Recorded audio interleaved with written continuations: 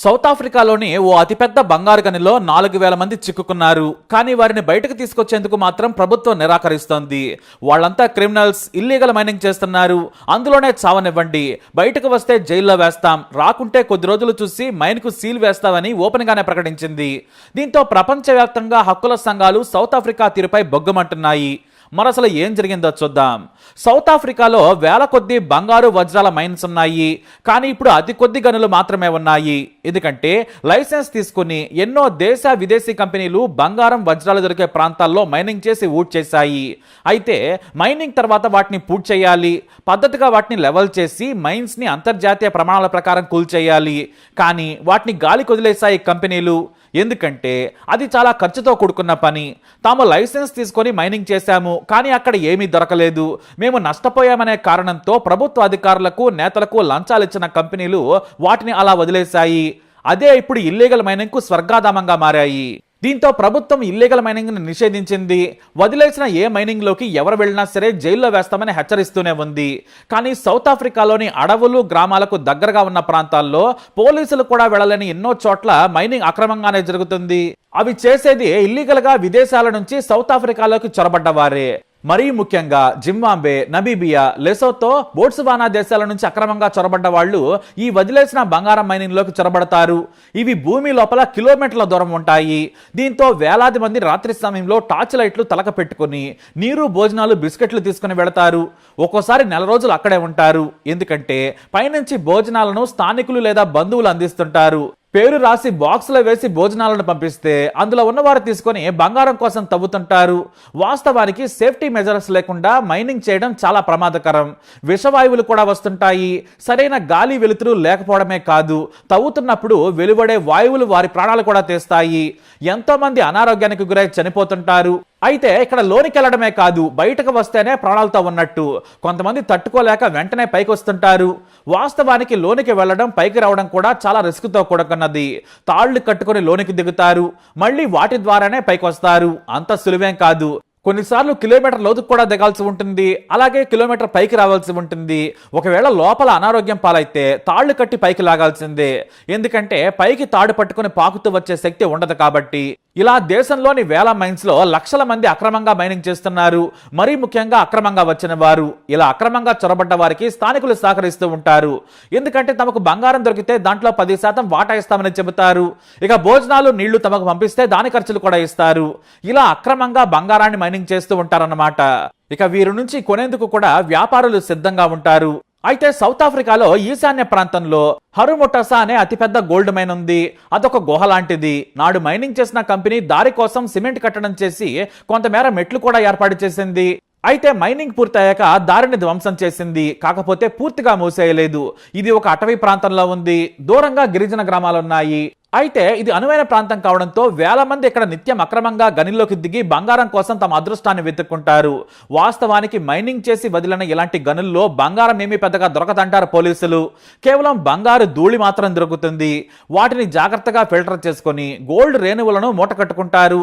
వాటిని పైకి తీసుకొచ్చి అమ్ముతుంటారు. దాని వలన వాళ్ళేమీ ధనవంతులు కాలేరు. కొంతమంది అదృష్టవంతులకు మాత్రం ఒకేసారి భారీగా బంగారం దొరికే అవకాశం ఉంటుంది. కానీ అందులో దొరికే బంగారం కంటే ప్రాణాలు ఇంకా విలువైనవి. చాలా మంది అందులోనే చనిపోతుంటారు. మనకు తెలియదు, సమాచారం కూడా ఉండదంటారు. ఈ హురుమొటసా గనిలో గోల్డ్ బాగా దొరుకుతుందనే వార్త ప్రచారంలో ఉంది. అలాగే ఇక్కడ నిఘా కూడా ఉండదు. దీంతో జింబాబ్వే సహా ఇతర దేశాల నుంచి అక్రమంగా చొరబడ్డ వాళ్ళు 4,000 మంది ఈ గనిలో బంగారం కోసం తవ్వుతూ ఉన్నారు. ఒక్కోసారి నెల రోజులకు పైగా బంగారు గనిలోనే ఉంటారు. ముందేమో కావాల్సినంత తీసుకెళ్తారు. ఆ తర్వాత పైనుంచి నీళ్లు, భోజనం సప్లై చేసే వారి దగ్గర నుంచి మరికొంత తీసుకుంటారు. పండ్లు, కూరగాయలు, బిస్కెట్లు తింటూ కాలం గడుపుతుంటారు. అలసిపోతే పడుకోవటం, ఆ తర్వాత మళ్ళీ మైనింగ్ చేసుకోవడం చేస్తుంటారు. బయట ఎలాగూ ఉండలేరు. దీంతో ఇటు అక్రమ మైనింగ్ తో పాటు దాక్కున్నట్లుగా ఉంటుందని ప్రాణాలకు తెగించేస్తారు. ఇలానే గోల్డ్ మైన్ లోకి దిగారు. ఒకరు కాదు, ఇద్దరు కాదు, ఏకంగా 4,000 మంది ఆ గనిలోకి దిగారు. చాలా రోజులుగా ఆ అక్రమ దందా సాగుతోంది.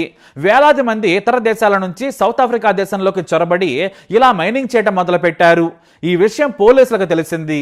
దీంతో ఒకేసారి 10 వాహనాల్లో వచ్చిన పోలీసులు మైనింగ్ చుట్టూ పహారా కాయటం మొదలుపెట్టారు. దీంతో స్థానికులు పారిపోయారు. అక్రమంగా వచ్చి మైన్లో ఉన్న తమ వారి కోసం మైన్ దగ్గరకు రావడం కూడా మానేశారు. ఇక బయట ఉన్న పోలీసులను చూసి పైకొచ్చే ప్రయత్నం చేసిన వారు కూడా లోనికి దిగిపోయారు. ఎందుకంటే బయటకు వస్తే పోలీసులు కాల్ చేయొచ్చు, లేదంటే జైల్లో వేసి చిత్రహింసలు పెట్టచ్చు, లేదా భోజనం నీళ్లు ఇవ్వకుండా సరిహద్దుల్లో వదిలేసి రావచ్చు. ఒకవేళ సౌత్ ఆఫ్రికా జైల్లో పడితే తమ బ్రతుకు దుర్భరం అవుతుందని భయపడుతున్న మైనర్లు బయట పోలీసులు ఉన్నారని తెలిసి బయటకు వచ్చే ప్రయత్నం చేయడం లేదు. ఇప్పటికే వారం రోజులుగా పోలీసులు బయట పహారా కాస్తున్నారు. ఇక భోజనాలు నీళ్లు పంపించే దారిని మొత్తం మూసేశారు, ఒకే దారిని తెరిచుంచారు. దీంతో లోపల ఉన్న అక్రమ మైనర్స్ బయటకు రావడం లేదు. ఈ విషయం కాస్త మీడియాకు తెలిసింది. జర్నలిస్టులు ఆ ప్రాంతానికి వెళ్లి పోలీసులను ప్రశ్నించారు.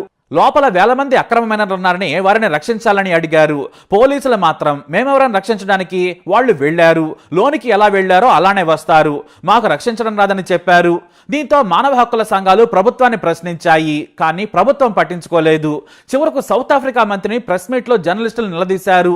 దాదాపు 4,000 మంది అక్రమ మైనింగ్ చేసే వాళ్ళు గనిలో చిక్కుకుపోయారు, మీరు రక్షించరా? ఇప్పటికే కొంతమంది చనిపోయి శవాలు దుర్వాసన వస్తున్నాయనే వార్తలు వస్తున్నాయని చెప్పారు. సౌత్ ఆఫ్రికా ప్రభుత్వం మాత్రం ఇల్లీగల్ గా దేశంలోకి వచ్చేవాళ్ళు, ఇలా బంగారు గనుల్లో అక్రమంగా దాక్కుని మైనింగ్ చేసేవారు లక్షల్లో ఉన్నారు. వారి వల్ల 1,00,000 కోట్లకు పైగా ప్రతి ఏడాది నష్టం వస్తోంది. మేము వారిని కంట్రోల్ చేయలేకపోతున్నాం. ఇప్పుడు వాళ్ళు బయటకు వస్తే జైల్లో వేస్తాం, లోపల ఉంటే చావనివ్వండి, మాకు వచ్చే నష్టమేమీ లేదు, మేం మాత్రం కాపాడం. 4,000 మంది ఉన్నా 40,000 మంది ఉన్నా సరే మేము ఇంతే అని ఖరాఖండిగా చెప్పేసింది. దీంతో ప్రజలు ప్రభుత్వంపై బగ్గుమన్నారు, మానవత్వం లేకుండా మాట్లాడుతున్నారని ఫైర్ అయ్యారు. అయినా సరే 4,000 మంది చస్తే మాకు భారం తగ్గుతుందని ప్రభుత్వం మరోసారి చెప్పింది. ఇటు పోలీసుల మీద ఒత్తిడి రావడంతో ఉన్నతాధికారులు కూడా స్పందించారు. లోపల మైనింగ్ చేయించే గ్యాంగ్ ఉంది, వాళ్ళ దగ్గర ప్రమాదకరమైన ఆయుధాలున్నాయి, మేము లోనికి ఎవరినైనా పంపించినా ప్రమాదమే, మా అధికారుల ప్రాణాలకు మేము రిస్క్ చేయలేమని చెప్పారు. ఈలోపు 2 అక్రమ మైనర్లు పైకొచ్చేందుకు ప్రయత్నించగా వారికి సాయం చేసి పైకి తీశారు.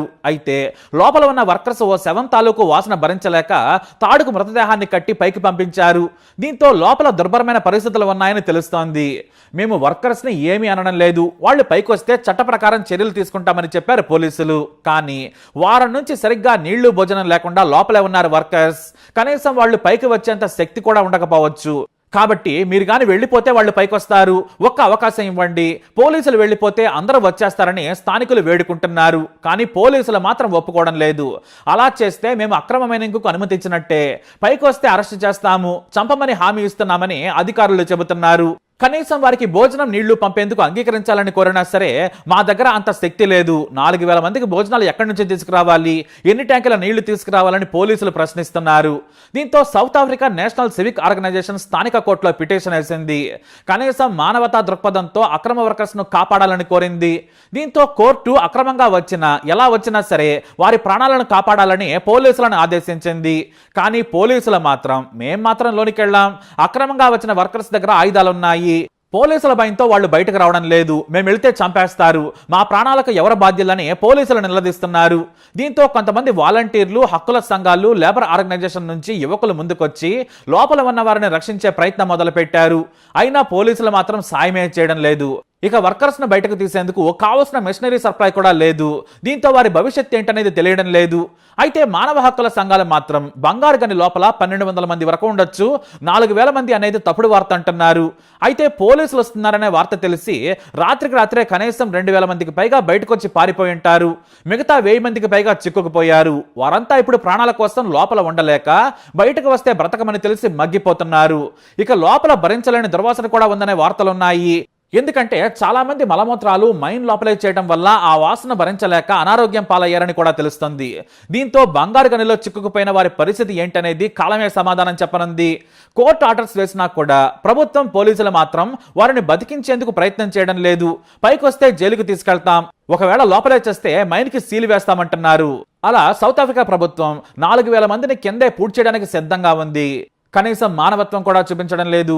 మరి ఈ దేశాన్ని అసలు ఏమనాలి? మీ అభిప్రాయాన్ని కమెంట్ ద్వారా తెలియజేయండి. ఈ వీడియో అప్డేట్స్ కోసం మై ఛానల్ ఫాలో అవ్వండి, అలాగే తప్పకుండా సబ్స్క్రైబ్ చేసుకోండి.